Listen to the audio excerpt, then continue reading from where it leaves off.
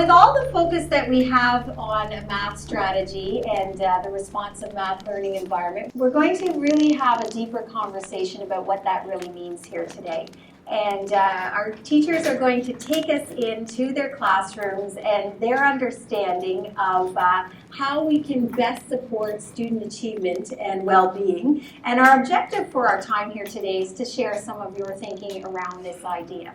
So we have at the far end, we have from Eganville Public School, Mike Fitzmaurice. Mike is currently teaching grades 6 and 7 in mathematics, and I know there's a lot of other things happening behind the scenes that Mike contributes to Eganville Public School, so welcome, Mike.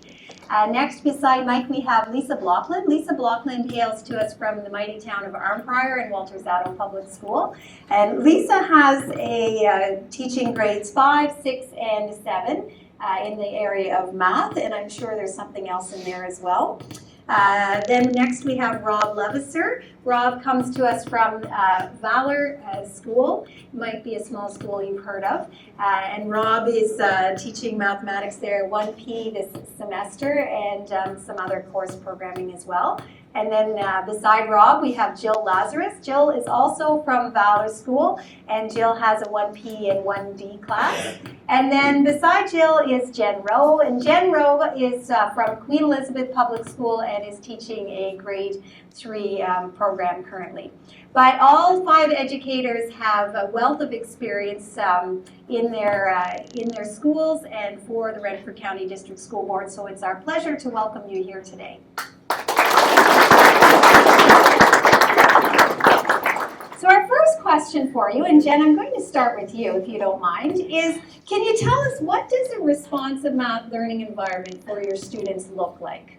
I really appreciate the graphic organizer that you've shown us, Jodie, because I think creating a classroom where you're going to be touching on all those 3 areas of that triangle, you're really creating a classroom of risk takers, where kids are ready to and be willing to make mistakes, and they're comfortable. So we've got our physical space that allows for that, and our social emotional part where they're comfortable and they're ready to take that challenge, and they're okay messing up in front of everybody. And I also think for myself personally, we do a lot of work with our tech to make that comfort zone. And so I think being that responsive teacher is part of creating all 3 aspects of that triangle. So in my class, I think that's what is really important, is just creating that community where we're comfortable and we're ready to share and make mistakes, and instead of just being perfect, because no one is. So, great. Yeah. That's great. Okay. Jill, what would you like to add to that? A big thing would be movement, a space that allows for that. Students working together in groups. And the mindset, so the comfort with making mistakes and that being okay. And a lot of that's the social, emotional. A lot of students in the grade 9 especially come to grade 9 with some negative experiences in math, and just building the confidence to make mistakes, I think, is huge. Right, and so that student entry into understanding that they can take a risk in the space that you are providing for them. Right. Yeah. Okay, great. Thank you. For anybody that hasn't been in a math classroom, let's say over the last 10 years, a parent, for example, if they walked into a math classroom nowadays, especially at a high school level, grade 9, grade 10 level, I think they'd be really surprised at the changes. Gone are the rows. We're seating in different ways. We move our tables or our desks around constantly. Sometimes the lower floors are complaining a little bit of noise, but we constantly move in groups, getting people to move around. We have people up much more than we've had in the past working at the board, not in the traditional way of putting up problems that they've already completed, but in doing problems and thinking for the first time. We have students communicating much more than ever before. Gone is the kind of my way is the only way of doing things. We let students have a bit of a say in how, in which direction we're heading. Jill and I were laughing the other day, a few years back, I would have had my grade 9 program from day 1 to day 91. Each day identified, and that's would have been the process that I would have followed, but now it's on a day-to-day. I have my my work for the semester, I know what I want to accomplish, but it's fluent from day to day. It's all based on where the students are, how successful they are, how many steps back I have to take the next day, how much further I can go ahead each day. So it's more of a fluid plan as opposed to a structured plan. Also, if you walk into their classrooms, you see a lot more activity-based situations where students are given problems and they're working together to try to really understand the mathematics as opposed to just repeating algorithms. Also, a big thing in our classrooms is that idea that Jill hit on, is the idea of trust. We have to make sure our students feel at ease. We need to make sure that they feel comfortable taking risks. We have to make sure that students are okay with making mistakes in front of groups. This isn't easy. It doesn't happen the first week of September. I can think of 3 students right now, after 3 months, that are still very nervous to go up to the board with the students to work on these problems. But it's something that's ongoing, and we're trying to get them to feel more comfortable in that respect. Well, and you certainly talk about that trust, and having the students feel confident enough to step up and engage in the learning in your classroom. And I know, Lisa, in your room, that's also a big focus as students feel that they can be risk takers. So maybe you can share a bit about what's happening in your classroom around responsive math learning environments. My math environment every year differs. Depending on the students that I have, my program is built around their interests, the things that motivate them, things that engage them. So every year it looks different. I'm not teaching the same thing. I can't just pull out my binder that I taught from grade 5 years ago with the block kids. It doesn't work. It's a totally different program than it was 5 years ago based on what those students need. So most of September is built around that community. We have to establish that trust that we talk about, and the comfort with making mistakes, that mistakes aren't something that's seen as wrong or that should view negatively, that's something that we can grow from and build on and learn from. The community, even surrounding that, collaboration is huge, and just trying to find that balance with collaboration. I had worked with Ann George one year, and our focus was about collaboration and how we find partnerships with students and what works and what can we really focus on to move us forward. In terms of the physical environment, that even really varies year from year. This year I've decided to take on a project-based learning within my mathematics. I only teach math and language, which is really tricky, but at the same time, I can't even tell you when my math block is because it's all intertwined. We decided to do a school clothing project this year, and the students they marketed, they ordered, they sold, tabulated, took all the data, and all of our math was surrounding this project. There was money, data management. My 7th class this year is going to be working on fractions. So they're going to be baking some cookies for the Me to We project. We're going to go out shopping. We're going to look at unit rates and compare different rates for chocolate chips or flour.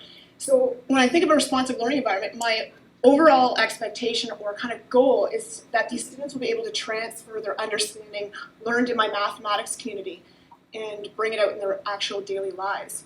I always tell my students that I'm not going to be this monkey on your shoulder solving all your problems, so that when you get to that grocery store, you're at the bank, that you have the backpack to do the job. That's great. Thank you very much. Well, Mr. Mike, at the end of the line there, do you have anything else to add? Again, it's like my colleagues have been saying, is that important part of trust and building that sense of community, and seeing that graphic at the start about responsive math learning environments. It just kind of reminds me too of Eganville. One of our big parts of our instruction too is the medicine wheel. And we talk about like the spiritual, mental, and emotional and physical well-being of our students, and I think it really starts there. And when our kids are coming in and they're in a good place to be, and they're in a safe place to be, and they trust us, that I think the sky's the limit. Mm-hmm. But I also find too, that it's really interesting too, like how we every year too, like we're just talking about too how our programs change. Like every year it's different. Every year there's a different class, different focus, different needs. And I do find that over my career, that's one of the big changes. Is it like Rob was saying too, we don't pull out the same thing anymore. It's always like every day is pretty much brand new.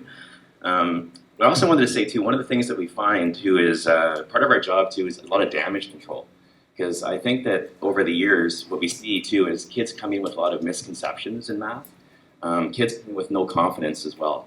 And at our school, we've been doing a lot of surveys to see how the kids actually, how they feel about math. And it's kind of scary to see from grade 3 to grade 6, in a lot at our school anyway, how kids start to not like math. They don't have confidence in math. And so that's one of the things about the learning environment is we really have to change.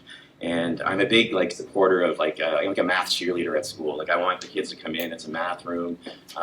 We're gonna do some great things. It's gonna be a lot of fun. And I think that environment to engage the kids. And I find that Joe Bowler. I'm a big fan of Joe Bowler. And I find that she has 2 weeks to start your school off, where she goes over these big ideas making sure that everyone can learn math at the highest level. Make sure that people actually believe that, because a lot of kids don't believe that. And also, mistakes are important, and we can actually learn from mistakes. And also that math isn't about always being correct. It's about having that process and being able to go on.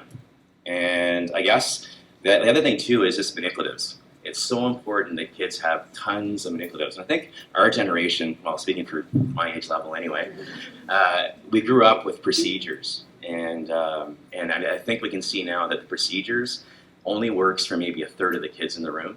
The other 2/3 are lost. And so it's so important that the kids are well-rounded in manipulatives and they have that chance to construct their learning.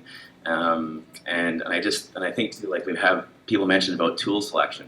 It's so important that kids as they grow through school, they should be able to select the manipulative that they want to help them with their learning tasks. The last thing too is just the modeling that we do as teachers is that we have to be learners as well. And I find every day in the class, you can anticipate where the lesson's going to go, where the questions are going to go, where the kid's imagination is going to go. And I find that I learn, you can't. You just can't cover everything. You can't anticipate where it's all going to go. And I love to sit down with the kids and have a kid explain their thinking and see myself as a learner in the room too. And I think it's really important, as my colleagues were saying too, is having those spaces around your room. If they want to work vertically, they can work vertically. If they want to work on a large table like this, they can work on a large table. If they want to work at their desk, they can work at their desk. And having that flexibility really helps them have a space in the room. One of the things you mentioned, Mike, was this idea that students can really believe that they can be good at math, Yes. right? And we know with our students, often there is this sense of, I try it, I don't get it, and they're not having that perseverance through the mathematics. So what is it that you see as the support that's really needed for a student to really believe that they can do it? I think it's relationship and just having that class culture where mistakes are important. You got to try. If you don't try, you're not going to learn. So, just really enforcing that with the kids and celebrating mistakes. If a kid makes a mistake, sometimes with our consolidations, we'll begin with a mistake, and we'll actually honor that mistake and say, hey, you know what? That's a misconception that a lot of people are making, and by this person sharing that, we're all learning from that. So I think setting that environment where mistakes are okay. That's pretty big, but also that relationship where kids feel okay that in the classroom that they can actually share, and they know they're not going to be laughed at. They know that culture is there where they're a community of learners and they're going to be supported. Students, I've heard lately, had a conversation in a school, students are different now. The kids that come to us are different. And I'm just wondering how, as a teacher, do you have that understanding about who that person is that's in your class today and be able to attend to that so that they are successful in something like mathematics? It is a different culture of kids coming in, and I acknowledge that. They are far more tech savvy than I am or probably ever will be. And we were looking at graphs. I had Mr. Burnett, our students had made school clothing graphs, and we had displayed them. We were giving them feedback. We were highlighting some of the things that maybe the kids need to work on or some things that they did really well. One of the students, probably old school like me, had used the number sign for number. And she's like, hashtag as students. And we're like, hey, it's a totally different culture of kids coming in, and we have to acknowledge that. I'm like a dinosaur. I just bought a cell phone a year and a half ago, and I was like, nope, no technology, no technology, no technology. And it wasn't until I kind of started looking at the work of George Couros and just that idea of technology, that it is a part of their world, and we can't deny that anymore. And that we are basically preparing these kids for a world that we have no idea what it's going to look like, what their job market's going to look like. The job market today is vastly different from the job market 10 years ago. And so I'm going to highlight Jo Bowler's work. We're doing a book club right now. And she highlights the idea that we were in an era of computation, that we went through all these procedures. We had to know our multiplication facts. And all the research suggests that a calculator is going to do that. That's not what the job market needs. There's technology to do that. What we have to have is that backpack of thinking and reasoning, that if kids aren't able to judge whether it's reasonable, that answer in the calculator is reasonable, then there's something wrong. I had a student, we were doing a Connor McDavid problem. My son was in the car, and he had this Connor McDavid book, and he's like, Mom, how old's Connor McDavid? I'm like, I don't know, buddy, figure it out. Like, what can you use in the book to help you figure it out? And he's like, well, he was born in 1997. Perfect, so what are you gonna do? He's like, well, 3 more is 2000, and I know it's 2016, so he's 19. Awesome. I'm gonna give that problem to my 5-6 class, and that was my opening task that day. And it was early in the year, and all of the students, almost all of them, my grade 5s, went to a stacked procedure, 2016 subtract 1997. And I actually was walking around the room videoing this with my iPad, and this student said, whoa, 891, that guy must be able to time travel.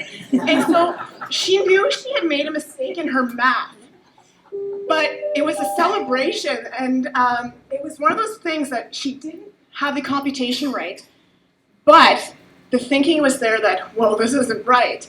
And that's the kind of community we want to build. And it was, I have the video on the iPad, and it's one of those things that I will never erase, because it was such a good moment of that community that everybody kind of celebrated, and it was a part of that joke, and it wasn't something that was negative. And so that's what we have to think. That's where we want our students to be. That calculator is going to solve that, but it doesn't make sense. That's great, and a great story to share. So our secondary teachers here, so you have these students coming into grade 9 from an elementary environment, and you know, a world that perhaps is undergoing a transition. And now what does that mean to be able to support that student in a grade 9 kind of context? How do you approach that as high school teachers? One thing that we try to do is realize that when they're coming into our math class, math might not be the most important thing on their mind, and we have to accept that. That's reality, and that's fine. That's of course, and we have to make sure that we're able to work through that and with that, and get them to realize that there's going to be some good days and there's going to be some bad days, and try to be more empathetic than well, I'm talking about myself. I'm much more empathetic now than I was in the past. And again, realize that students are coming in with different baggage, and those are things that they need to work out, and try to work around that, and try to get in the math the best we can. And realize that not every day is going to be a productive day, but as much as we can, work with these kids, help them in those areas as well, if we can. Try to get them the support that they need within the school. And then, again, and then bring in the math secondary.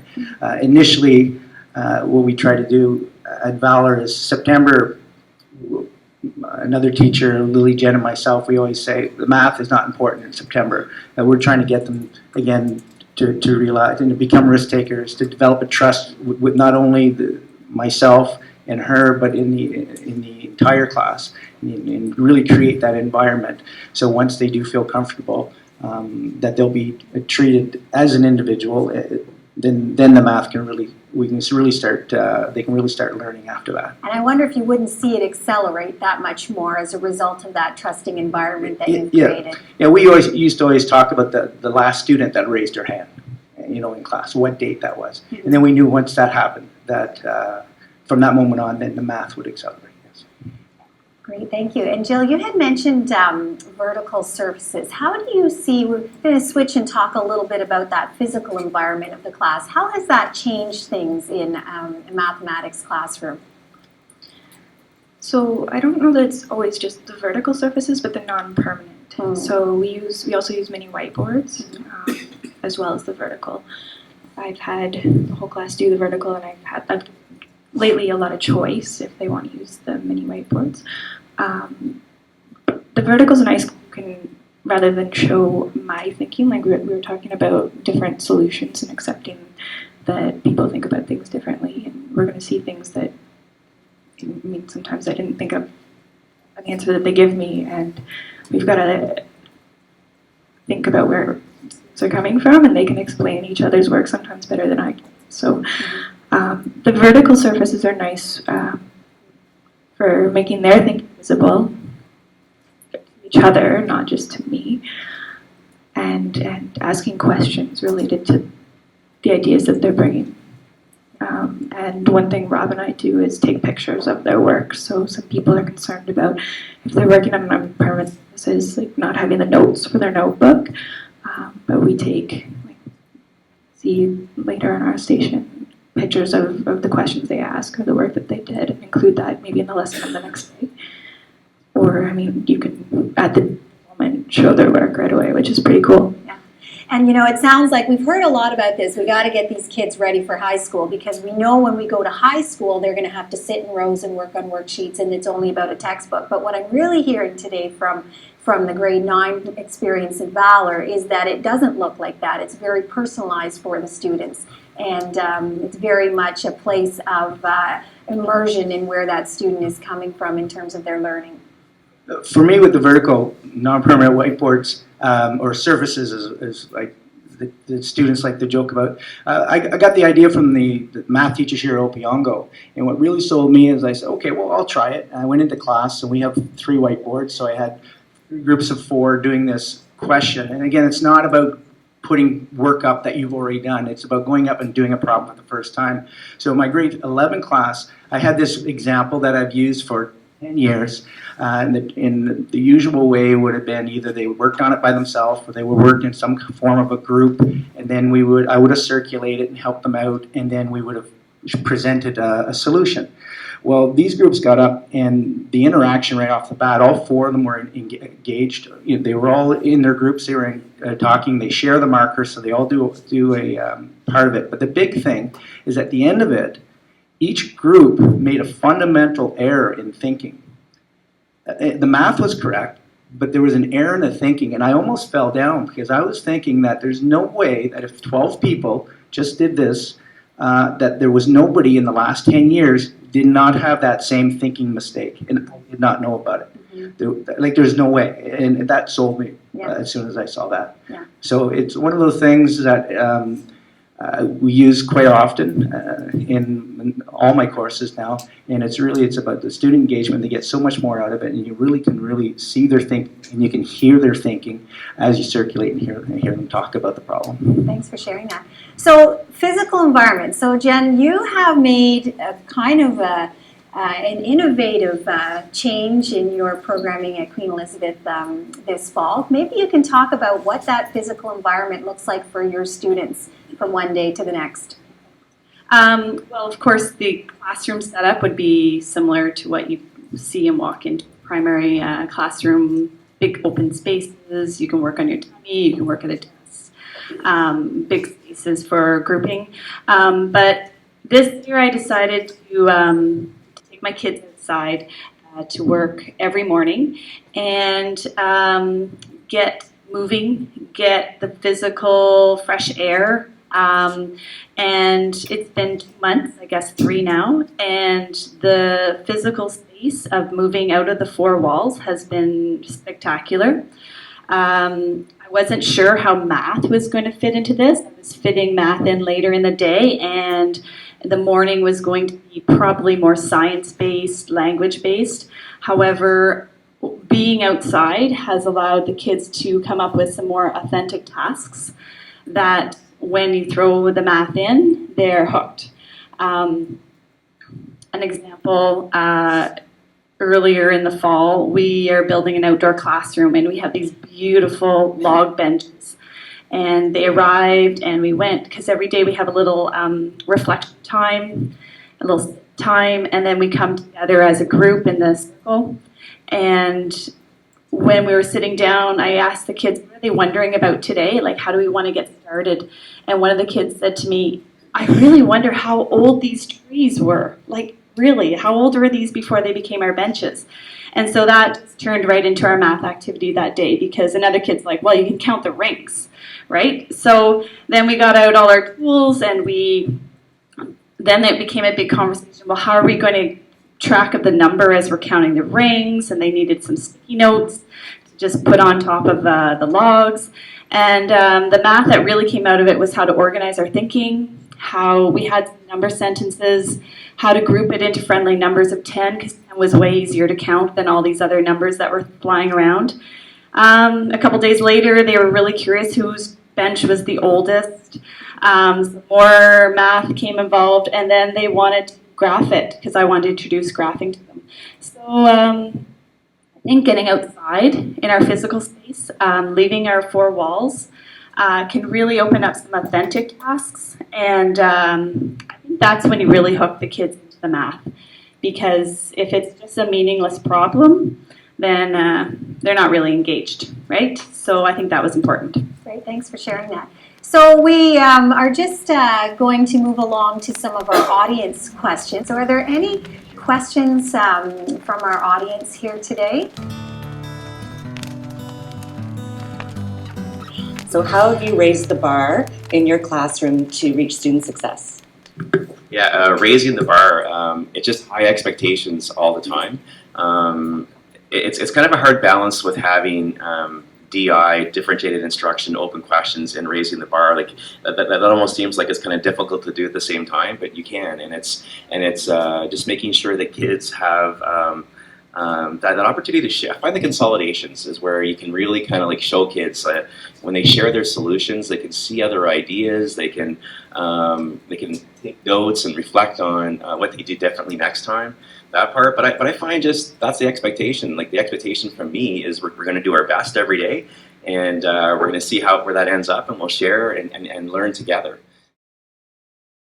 I'm wondering what you think we could do more of to support our students' math experiences, and in particular that 7, 8 moving to grade 9 and 10, that intermediate group. About 10 years ago, there was this initiative where I think the high school math teachers had a section for coaching, I think it was. And during that time period, that was some of the best PD that I ever had. Mike Neal, Ted Wren, we'd get together with Kevin Grady from Cobden, and we'd plan lessons. We'd spend time in each other's classroom, and that was just it was great because they had a lot of expertise at the high school level, and it was kind of neat for us to go into their classrooms and plan together.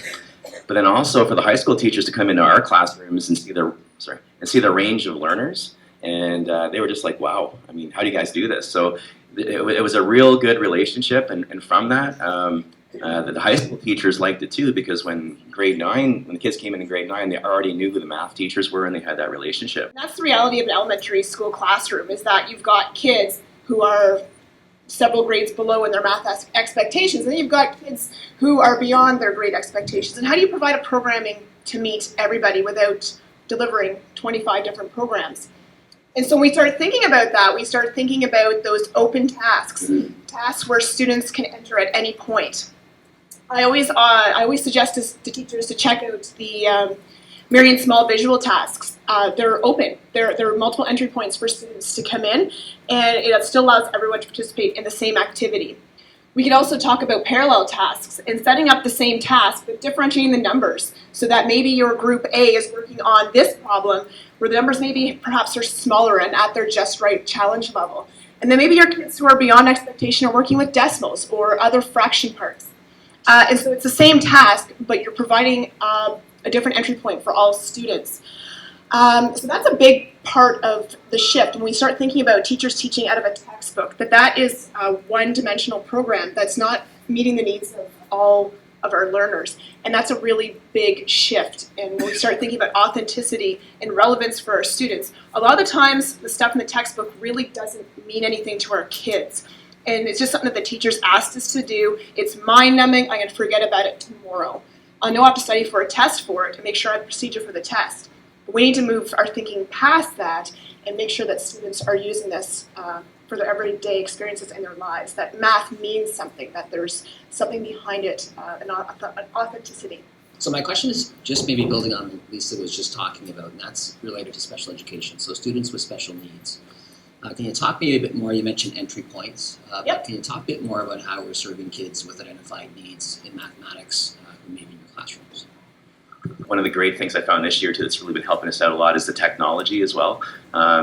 Making sure, reading that IEP and going over the IEP and making sure, as a teacher I'm aware of what the child's needs are. And we had the Champlain crew was in my class last week, and it was great. There was this one boy who was in a withdrawn class last year, and he's back in the regular math program this year. And he had a lot of frustration. It's that writing part. Didn't want to write. Needed to get the iPad, and Alex showed me this program called Number Pieces, and away he goes, and he's doing the work, and then he's actually showing the whole class. He had the iPad, and he's actually teaching the class how to use the app and everything. So it's also where it becomes position of strength for that student with special needs too. They can actually lead the way. I can only speak my class, my grade 9 applied class. I think I have 14 students with IEPs out of 22. And one big thing, as Mike mentioned, it's not a one program for all. You have to provide variety and involve all sorts of different ways of meeting different needs for the students, and also being able to use all the resources that are available in the school. Another thing that's very important is the students need to realize that just because they have an IEP doesn't mean that they can't learn. It just means that perhaps they need more support or different support, and they will learn in a different way. And I think it's very important that students understand that. I start the very first day, the first thing that comes out of my mouth in grade 9 is, you're in this class because you probably had problems in mathematics, and that's okay.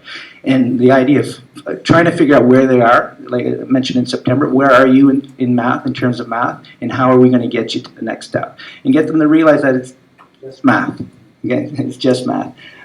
If my old self heard me say that, I'd be disappointed. But it is just math, and they have to realize that. And they all can learn.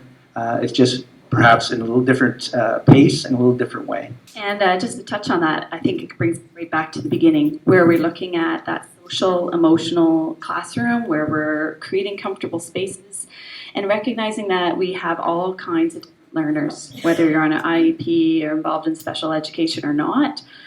We learn differently, so having the tools available, whether we're hands-on learners. I spend a chunk of September teaching the kids very simply in grade 3 about how our brain works and how some of us have big buckets for our memory, some of us have small buckets, and some of us are speedy brains, and some of us, our brains are a little bit slower in processing, but that doesn't relate to our IQ.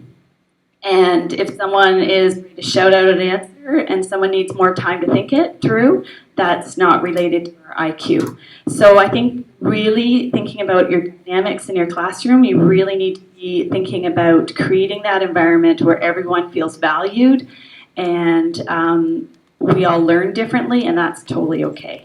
Certainly what we have here in our Fireside chat is exemplary educators in Renfrew County. So we can't thank you enough for sharing your understanding